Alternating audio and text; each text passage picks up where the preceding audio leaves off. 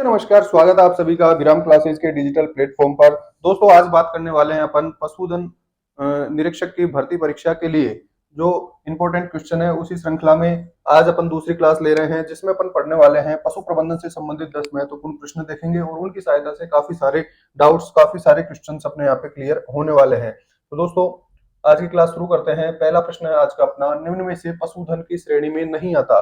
देखिए दोस्तों, इस प्रकार का प्रश्न एग्जाम में रिपीटेडली पूछा जाता है और ये क्या क्वेश्चन है, क्या इसका मतलब है, कैसे इसको सही करना है। यहाँ पे देखिए प्रश्न है अपना, पशुधन की श्रेणी में नहीं आता है। ठीक है, क्या क्या चाहिए अपने को इसके लिए? एक तो पशुधन चाहिए और उस पशुधन की श्रेणी में नहीं आता। तो पशुधन की श्रेणी में कौन से पशु आते हैं ये अपने को पता होना चाहिए। पशुधन यानी लाइव स्टॉक की बात कर रहा है। लाइव स्टॉक में कौन कौन से एनिमल्स को इंक्लूड किया जाता है उनकी बात कर रहा है। तो यहाँ पे देखिए दोस्तों, लाइव स्टॉक में कौन कौन से पशु आते हैं, तो इसमें क्या हो जाएगा, गाय, भैंस, भेड़, बकरी।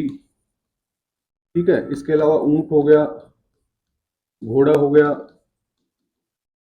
खच्चर हो गया, गधा हो गया, सुअर हो गया। ठीक है, ये जो पशु हैं किसमें शामिल किए जाते हैं? पशुधन की श्रेणी में शामिल किए जाते हैं। जबकि पशुधन की श्रेणी में शामिल नहीं किए जाते ऐसे पशु कौन से हैं? पशुधन की श्रेणी में शामिल नहीं है। इस प्रकार के पशुओं की अगर बात करें दोस्तों तो इसमें इंक्लूड किया जाता है कुत्ता हो गया, बिल्ली है, ठीक है, और खरगोश है। इनको क्या किया जाता है? पशुधन की श्रेणी में शामिल नहीं किया जाता। इसके अलावा एक क्लास और पढ़ते हैं अपन पोल्ट्री की, जिसमें क्या करते हैं दोस्तों, ऐसे पक्षियों को रखा जाता है जिससे अपने को कुछ आर्थिक लाभ मिलता हो। जैसे इसमें रखते हैं अपन मुर्गी हो गई, ठीक है, क्वील हो गया। इस प्रकार के जो बर्ड्स होते हैं उनको अपन पोल्ट्री में रखते हैं। तो यहाँ से ये चीजें अपनी क्लियर हुई, पशुधन की श्रेणी में कौन से पशु आते हैं, पशुधन की श्रेणी में कौन से पशु नहीं आते और कौन से पशु पोल्ट्री की श्रेणी में आते हैं। पोल्ट्री भी पशुधन की श्रेणी में नहीं आता है, ठीक है, ये अलग क्लास होती है। तो पशुधन की श्रेणी में कौन सा नहीं आता? कुत्ता नहीं आता, बिल्ली नहीं आती और खरगोश नहीं आता है। अब इस प्रश्न पे आए अपन दोस्तों, यहाँ लिखा हुआ है निम्न में से पशुधन की श्रेणी में नहीं आता। तो देखिए, सूअर पशुधन की श्रेणी में है, ऊंट पशुधन की श्रेणी में है, घोड़ा भी पशुधन की श्रेणी में, परंतु कुत्ता क्या है, पशुधन की श्रेणी में नहीं आता। तो इसका राइट आंसर अपन यहाँ से क्या कर देंगे, ऑप्शन नंबर डी कर देंगे। तो इस प्रकार का एक सिंपल सा प्रश्न अपनी एग्जाम में सामान्यतः पूछ लिया जाता है और वहां पे अपन गलती कर देते हैं, तो इसका विशेष अपने को ध्यान रखना है। अगला प्रश्न देखें।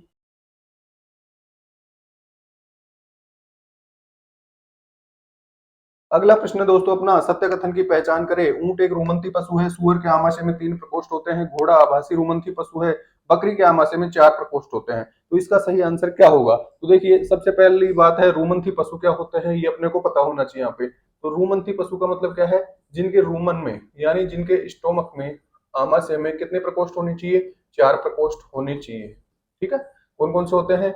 रूमेन हो गया, रेटिकुलम हो गया, रूमेन हो गया, रेटिकुलम हो गया, ओमिजम हो गया और एबोमिजम हो गया। ये 5 प्रकोष्ठ होने चाहिए, 4 प्रकोष्ठ होने चाहिए स्टोमक के अंदर। ऐसे एनिमल्स को अपन क्या बोलते हैं दोस्तों? रूमिनेंट्स बोलते हैं। और ये जुगाली भी करते हैं, जो चारा खाते हैं वापस से इनके मुंह में आता है, चबाते हैं, उसको अपन क्या बोलते हैं? जुगाली, रूमिनेशन भी बोलते हैं उसको। ठीक है, इसमें क्या होता है? जुगाली पाई जाती है। तो ये दोनों चीजें जिसमें होगी उसे क्या बोलते हैं अपन? रूमिनेंट्स बोलते हैं। अब ऐसे पशु कौन से हैं दोस्तों रूमंथी, जो सामान्यतः अपने आसपास पाए जा रहे हैं? गाय हो गई, भैंस हो गई, भेड़ हो गई, बकरी हो गई। इस प्रकार के जो जानवर होते हैं वो रूमंथी होते हैं। जबकि एक जो एनिमल है, जैसे अपन बात करें दोस्तों, पहला ऑप्शन दे रखा है, ऊंट एक रूमंथी पशु है। ऊंट क्या रूमंथी पशु होता है? नहीं होता। ऊंट में क्या है? ऊंट की अपन बात करें तो ये क्या होता है दोस्तों? शूडो रूमिनेंट होता है। शूडो रूमिनेंट यानी आभासी रूमंथी से अपन कहेंगे, आभासी रूमंथी। रूमिनेंट तो नहीं है, परंतु रूमिनेंट होने का आभास कराता है। इसमें क्या होता है दोस्तों, जो आमाशय है इसमें ओमेजम जो प्रकोष्ठ है वो नहीं होता है। यानी इसके आमाशय में कितने प्रकोष्ठ होंगे? 3 ही प्रकोष्ठ है, ओमेजम एब्सेंट है। उसके अलावा इसमें क्या होता है दोस्तों? जुगाली भी पाई जाती है, ये भी ध्यान रखना है। ठीक है, ऊंट में जुगाली भी पाई जाती है परंतु ओमेजम नहीं होता। तो पहला ऑप्शन क्या दे रखा अपना? ऊंट एक रूमंथी पशु है, गलत बात है। ऊंट क्या है? एक आभासी रूमंथी पशु है। तो ये तो क्या हो गया? असत्य कथन हो गया। अगला देखिए, सुअर के आमाशय में 3 प्रकोष्ठ होते हैं। सुअर जो होता है दोस्तों ये क्या है? एकल उदरीय पशु है। एकल उदरीय यानी single stomach animal. Single stomach, stomach में क्या है? एक ही प्रकोष्ठ है, जैसे मानव में होता है। ठीक है, सिंगल स्टोमक कौन कौन से हो गया? मानव हो गया, सुअर हो गया, घोड़ा हो गया। ये सभी क्या है? एकल उदरीय पशुओं के उदाहरण है। तो यहाँ पे देखिए दोस्तों, ये ऑप्शन भी क्या हो गया, असत्य हो गया। सुअर के आमाशय में 3 प्रकोष्ठ नहीं होते, केवल एक ही प्रकोष्ठ होता है। अगला ऑप्शन है अपना, घोड़ा आभासी रूमंथी पशु है। तो घोड़े के बारे में अपन ने क्या देखा अभी, घोड़ा क्या है, सिंगल स्टमक एनिमल है, तो घोड़ा आभासी रूमंथी पशु है, ये ऑप्शन भी अपना गलत हो गया। चौथा कथन देखिए, बकरी के आमाशय में 4 प्रकोष्ठ होते हैं। बकरी में अभी अपन ने पढ़ा रूमंथी पशु कौन कौन से हैं, गाय है, भैंस है, भेड़ है, बकरी है, ये क्या है, रूमिनेंट्स है। ठीक है, इनके आमाशय में 4 प्रकोष्ठ है और इनमें जुगाली भी पाई जाती है। तो इसका सही आंसर क्या हो जाएगा दोस्तों, ऑप्शन नंबर डी हो जाएगा। सत्य कथन कौन सा हो गया इसमें से, ये हो गया। बाकी के तीनों जो ये कथन है ये क्या है, असत्य है। ठीक, इस प्रकार का भी एक प्रश्न एग्जाम में आता है, वो इस तरीके से पूछ सकता है। नेक्स्ट क्वेश्चन अपना, रूमंथी पशु के आमाशय में सबसे छोटा भाग होता है। तो यहाँ पे ध्यान रखना है दोस्तों, रूमंथी पशु का जो आमाशय होता है इसमें रूमन क्या है, सबसे बड़ा होता है, लार्जेस्ट पार्ट। सबसे बड़ा भाग कौन सा है, रूमन है। रेटिकुलम क्या है, सबसे छोटा भाग है। ठीक है, रेटिकुलम क्या है, सबसे छोटा भाग होता है। रूमन जो होता है इसकी आंतरिक सतह कैसी होती है दोस्तों, तौलिए की जैसी, रोएदार जो तौलिया होता है, रेशेदार वैसी संरचना होती है। जबकि रेटिकुलम की आंतरिक सतह जो होती है वो कैसी होती है, हनीकॉम्ब, यानी मधुमक्खी के छत्ते के समान इसकी आंतरिक संरचना होती है, हनीकॉम्ब लाइक स्ट्रक्चर होती है। ठीक है, ओमिज्म और एबोमिज्म। एबोमिज्म को क्या बोलते हैं, सत्य आमाशय बोलते हैं। जो एंजाइमेटिक डाइजेशन होता है वो कहाँ पे होता है, एबोमिज्म में होता है। तो इसे क्या बोलते हैं, ट्रू स्टोमक बोलते हैं। ये इनसे संबंधित कुछ प्रश्न हैं जो एग्जाम में रिपीटेडली पूछे जाते हैं। एक क्वेश्चन ये भी पूछा जाता है कि जुगाली की शुरुआत कहाँ से होती है। तो जुगाली की शुरुआत कहाँ से होती है दोस्तों, रेटिकुलम से होती है। जुगाली की शुरुआत, ये रोमन से संबंधित कुछ सामान्य प्रश्न है जो एग्जाम में पूछे जाते हैं। अपना प्रश्न क्या है, रोमंथी पशु के आमाशय का सबसे छोटा भाग कौन सा है। तो सबसे छोटा भाग कौन सा होता है दोस्तों, रेटिकुलम होता है। राइट आंसर क्या हो जाएगा, ऑप्शन नंबर बी। और इससे संबंधित कुछ महत्वपूर्ण प्रश्न है जो इस तरीके से अपने को ध्यान में रखने हैं। अगला प्रश्न देखें। अगला प्रश्न है दोस्तों अपना, 200 बकरियों में पशुधन इकाई होती है 20 गाय के बराबर, 400 भेड़ के बराबर, 50 बछड़ों के बराबर, 80 सुअर के बराबर। बताइए क्या आंसर होगा। ये बहुत ही महत्वपूर्ण सा प्रश्न है जो गलत होने के लिए पर्याप्त है। तो दोस्तों यहाँ पे देखिए एक चीज लिखी हुई है, पशुधन इकाई यानी live stock unit. Live stock unit इसको अपन बोलते हैं, शॉर्ट में लिखते हैं LU। लाइव स्टॉक यूनिट की संख्या पूछना चाह रहा है, लाइव स्टॉक यूनिट के बारे में ये अपने से पूछना चाह रहा है। यहाँ पे देखिए लाइव स्टॉक यूनिट का जो स्टैंडर्ड होता है, जो मानक होता है, वो क्या होता है, एक गाय या एक भैंस में कितनी लाइव स्टॉक यूनिट है, एक के बराबर है। एक ऊंट में एक लाइव स्टॉक यूनिट है, एक घोड़े में एक लाइव स्टॉक यूनिट होती है। ठीक है, उसके अलावा क्या दे रखा है इसने, भेड़। भेड़ और बकरी की बात करें दोस्तों तो 5 बकरी होती है एक लाइव स्टॉक यूनिट में, या क्या हो सकती है, 5 भेड़ हो सकती है। ठीक है, भेड़ के बारे में। बछड़ों की बात करें तो एक लाइव स्टॉक में कितने बछड़े होते हैं दोस्तों, 3 बछड़े होता है। और सुअर की बात करें तो एक 2 सुअर होता है। ठीक है, एक लाइव स्टॉक यूनिट में कितने सुअर होते हैं, 2 होते हैं। तो ये किसके बराबर लिखा है मैंने दोस्तों, एक लाइव स्टॉक यूनिट के बराबर। अब यहाँ पे देखिए क्या दे रखा है अपने को, 200 बकरियां। 200 बकरियों में कितनी लाइव स्टॉक यूनिट होगी, देखो ऐसे लिख दूं मैं, 5 बकरी में कितनी लाइव स्टॉक यूनिट है, 5 बकरी में लाइव स्टॉक यूनिट कितनी होती है, एक। तो एक बकरी में कितनी हो जाएगी, 1/5। इसी तरीके से 200 बकरियों में कितनी लाइव स्टॉक यूनिट होगी, 1/5 इंटू 200, कितना आएगा ये, 40 लाइव स्टॉक यूनिट होगी। ठीक है, होगी यहाँ पे। तो देखिए 200 बकरियों में कितनी लाइव स्टॉक यूनिट है, लाइव स्टॉक यूनिट बराबर 40 होगी। ठीक, अब देखिए 400 भेड़ के बराबर, 400 भेड़ और बकरियां, भेड़ और बकरियों में तो लाइव स्टॉक यूनिट की संख्या बराबर होती है, तो ये तो ऑप्शन गलत हो जाएगा। 20 गायों के बराबर, 20 गाय में तो 20 लाइव स्टॉक यूनिट है, जबकि यहाँ पे कितनी है, 40, ये भी गलत हो गया। 50 बछड़ों के बराबर, एक बछड़े में 3 बछड़ों को मिलाकर 1 यूनिट होती है, तो 50 बछड़ों को मिलाकर तो कितना आएगा, लगभग कितना हो जाएगा ये, तो 17 के समथिंग। ठीक है, इसमें कितनी लाइव स्टॉक यूनिट आएगी, 17 पॉइंट कुछ आएगी, 16 के समथिंग। 80 सुअर के बराबर, यहाँ पे देखिए 2 सुअर में कितनी यूनिट है, 1 यूनिट है। 2 सुअर में कितनी लाइव स्टॉक यूनिट होती है, 1 लाइव स्टॉक यूनिट है। तो 1 सुअर में कितनी हो जाएगी, 1/2। तो 80 सुअर की बात कर रहा है दोस्तों, तो 80 सुअर में कितनी होगी, 1/2 गुना 80 बराबर कितनी लाइव स्टॉक यूनिट है, 40। यही पूछना चाह रहा है अपने से। ठीक है, यहाँ भी क्या दे रखा है इसने, 40 लाइव स्टॉक यूनिट दे रखी है 200 बकरियों में। तो इसका राइट आंसर क्या कर देंगे, ऑप्शन नंबर डी। तो लाइव स्टॉक यूनिट का क्वेश्चन अगर एग्जाम में आता है दोस्तों तो निश्चित तौर पे गलत होने के लिए पर्याप्त है। तो इसका अपने को विशेष ध्यान रखना है, लाइव स्टॉक यूनिट निकालते कैसे हैं, कितनी लाइव स्टॉक यूनिट होती है, क्या इसका स्टैंडर्ड है, क्या इसका मानक है, और किस आधार पर इसकी कैलकुलेशन करके अपन लाइव स्टॉक यूनिट की गणना करते हैं, इसका विशेष ध्यान अपने को रखना है। ठीक है, अगला प्रश्न देखे दोस्तों। आज का अगला प्रश्न अपना नंबर 5, बोस इंडिकस है, यानी वैज्ञानिक नाम ये अपने से पूछना चाह रहा है। वैज्ञानिक नाम की बात करें दोस्तों, बोस इंडिकस किसका नाम होता है? देखिए, गाय की बात करते हैं अपन, एक पढ़ते हैं देसी गाय, एक पढ़ते हैं एक्जोटिक कैटल यानी विदेशी गाय। देसी गाय का वैज्ञानिक नाम अपन क्या लिखते हैं? बोस इंडिकस लिखते हैं। बोस इंडिकस किसका नाम है? देसी गाय का। विदेशी गाय को क्या लिखते हैं? बोस टोरस लिखते हैं। इसके अलावा दोस्तों भैंस की बात करें, भैंस को अपन क्या लिखते हैं? बुबेलिस बुबेलिस। भैंस का वैज्ञानिक नाम क्या लिखते हैं? बुबेलिस बुबेलिस लिखते हैं। घोड़ा, घोड़े की बात करें, इसको क्या लिखते हैं? इक्वस कैबेलस लिखते हैं। गधे की बात करें, गधे का वैज्ञानिक नाम क्या लिख देते हैं? Equals acinus. गधे का वैज्ञानिक नाम इक्वस एसिनस लिख देते हैं। ठीक है। ऊंट की बात करें, दो पढ़ते हैं अपन, सिंगल हम्प्ड और डबल हम्प्ड। इसको क्या लिखते हैं दोस्तों? कैमेलस, ड्रोमेडेरियस, ड्रोमेडेरियस और कैमेलस बैक्ट्रिनस। ये अपन क्या पढ़ते हैं? ऊंट के वैज्ञानिक नाम। यहाँ पे क्या क्या लिखा हुआ है? ऑप्शंस की बात करें दोस्तों, मिथुन का वैज्ञानिक नाम क्या लिखते हैं अपन? बोस फ्रंटेलिस। बोस फ्रंटेलिस किसका वैज्ञानिक नाम है? मिथुन का। याक की बात करें दोस्तों, याक का वैज्ञानिक नाम क्या है? बोस ब्रूनियंस होता है, ब्रूनियंस। उसके अलावा क्या लिखा हुआ है? विदेशी गोवंश हो गया, देसी गोवंश हो गया, ये अपन ने पढ़े। बोस इंडिकस, बोस टोरस होता है। ठीक है।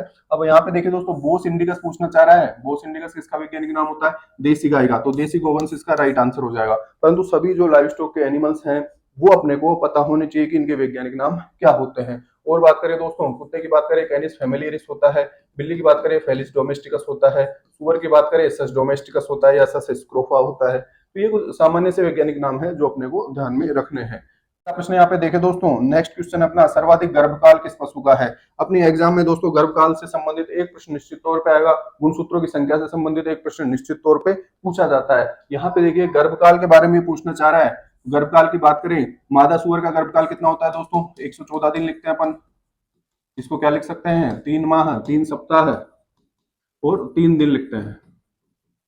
ठीक है। गाय की बात करें, गाय का जो गर्भकाल लिखते हैं अपन, 9 माह 9 दिन लिखते हैं, या इसको अपन लिख सकते हैं लगभग 280 दिन। ठीक है। इसके अलावा ऊंटनी की बात करें दोस्तों, इसको अपन लिखते हैं 390 दिन। घोड़ी की बात करें तो इसको लिख देते हैं अपन 11 माह 11 दिन। 11 माह 11 दिन कितने हो गए? लगभग 340 दिन हो गए। ठीक है। ये क्या पूछ रहा है इससे? सर्वाधिक गर्भकाल। दिए गए जो ऑप्शंस है इसमें सर्वाधिक किसका है दोस्तों? 114 दिन है, 280 दिन है, 390 दिन है, 340 दिन है। तो यहाँ पे राइट आंसर तो क्या हो गया? ऑप्शन नंबर सी हो गया। न्यूनतम अगर यहाँ से पूछता तो क्या हो जाएगा? मादा सुअर हो जाएगा। इसके अलावा और जो बकरी की बात करें दोस्तों, बकरी का लगभग कितना होता है? 5 माह माइनस 5 दिन। ठीक है, प्लस माइनस लिख दूं मैं। बकरी और भेड़ दोनों का जो गर्भकाल होता है लगभग 5 महीने के आसपास होता है। 5 महीने 5 दिन ऊपर और नीचे। यहाँ पे अपने को ध्यान रखना है, कुत्ता या बिल्ली, ये जो स्पीसीज हैं, इनका जो वैज्ञानिक इनका जो गर्भकाल होता है दोस्तों वो लगभग 2 माह होता है। 2 माह प्लस माइनस 2 डेज लिख सकते हैं, या 62 दिन अपने को ध्यान में रखना है।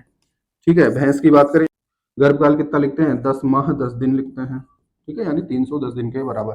तो ये कुछ सामान्य पशुओं के गर्भकाल हैं जो कि अपने को ध्यान में होने चाहिए। अपने एग्जाम में गर्भकाल से संबंधित एक प्रश्न निश्चित तौर पे पूछा जाएगा। तो गर्भकाल की जो सारणी है उसको अच्छे से याद करना है। अगला प्रश्न देखें दोस्तों यहाँ पे। तो अगला प्रश्न अपना, केंद्रीय भेड़ एवं ऊन अनुसंधान केंद्र कहाँ पे स्थित है? बहुत ही सिंपल और बहुत ही इंपॉर्टेंट क्वेश्चन है ये क्या है दोस्तों? सेंट्रल वूल, सेंट्रल सीप एंड वूल रिसर्च इंस्टीट्यूट, ये पूछना चाह रहा है। ठीक है।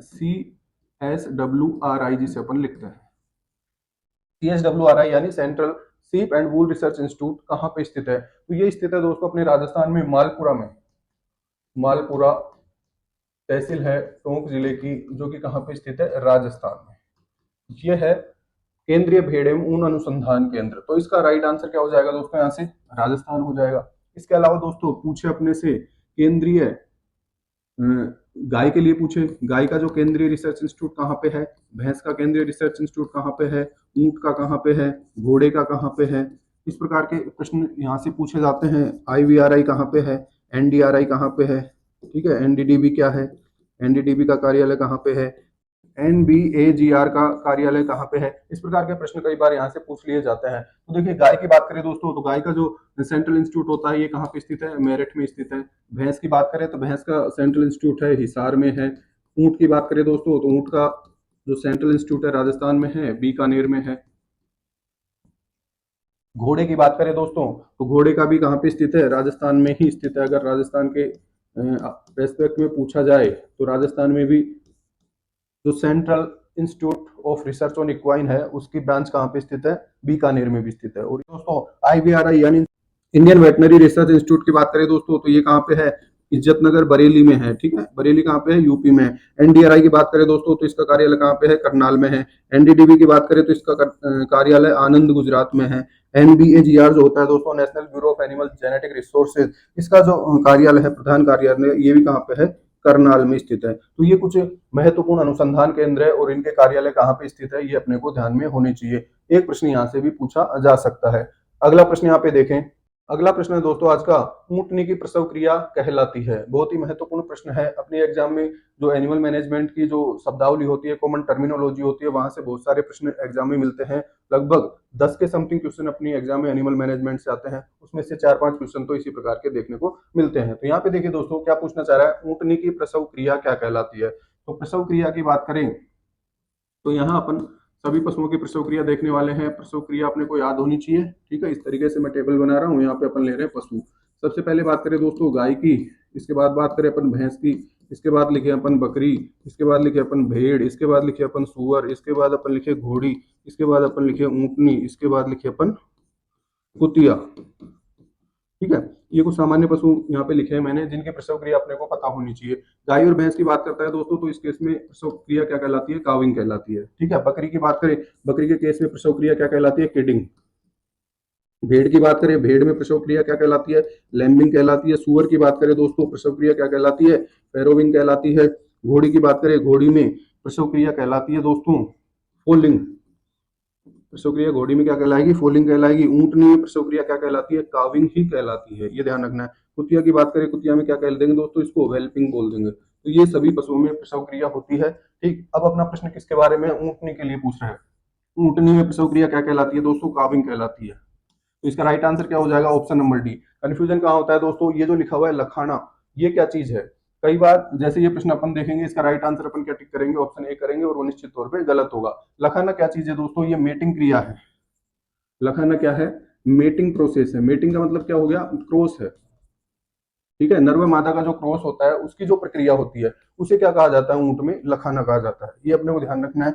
इनका जो मेटिंग है, मेटिंग का प्रक्रिया है, उसे लखाना कहा जाता है। गाय और भैंस की बात करें दोस्तों, इनमें क्या कहा जाता है, सर्विंग कहा जाता है।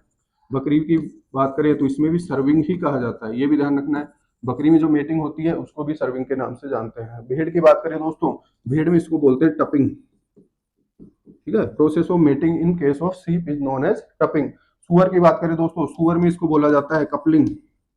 सुअर में इसको अपन बोल देते हैं कपलिंग। घोड़ी की बात करें, घोड़ी के केस में इसको बोलेंगे अपन कवरिंग। ठीक है, घोड़े में जो मेटिंग का प्रोसेस है उसे कवरिंग कहा जाता है। कुतिया की बात करते हैं तो इसको सिंपल अपन क्रॉस बोल सकते हैं या मेटिंग बोल सकते हैं। तो ये कुछ सामान्य से प्रोसेस है, सामान्य शब्दावली है जो अपन ने कई बार पढ़ी है। यहाँ से एक क्वेश्चन निश्चित तौर पे पूछा जाएगा। तो ऊंटने की प्रसव क्रिया क्या कहलाती है दोस्तों, काविंग कहलाती है। राइट आंसर क्या होगा, ऑप्शन नंबर डी। लखाना क्या है, यहाँ पे देखिए लखाना क्या हो जाएगा, तो ऊंट, ऊंट में क्या है, क्रॉस है या मेटिंग है। फेरोविंग क्या है, फेरोविंग क्या है, सुअर में प्रसव है, मादा सुअर में प्रसव है। फोलिंग क्या है, घोड़ी में प्रसव है, घोड़ी में प्रसव होता है। और काविंग क्या होता है दोस्तों, ये अपन ने पढ़ा। काविंग क्या है, गाय भैंस और ऊंटनी में जो प्रसव क्रिया होती है उसे काविंग कहा जाता है। नेक्स्ट क्वेश्चन यहाँ देखें। अगला प्रश्न है दोस्तों आज का, टपिंग क्या है। अभी अपन ने पिछले क्वेश्चन में देखा, जो टपिंग वर्ड पढ़ा है वो क्या है, एक्ट ऑफ मेटिंग है। एक्ट ऑफ मेटिंग किसके केस में होता है, ये सीप के केस में है। ठीक है, भेड़ में जो समागम क्रिया है, समागम, ठीक है, यानी जो मेटिंग का प्रोसेस है, मेटिंग की जो प्रक्रिया है, समागम का जो कार्य है, उसे क्या कहा जाता है, टपिंग कहा जाता है। भेड़ के केस में, भेड़ में क्या बोला अपन ने, इसको टपिंग बोला। और ऑप्शन क्या दे रखे हैं यहाँ पे, भेड़ में प्रसव गलत बात है। भेड़ में प्रसव क्या कहलाता है दोस्तों, लैम्बिंग कहलाता है।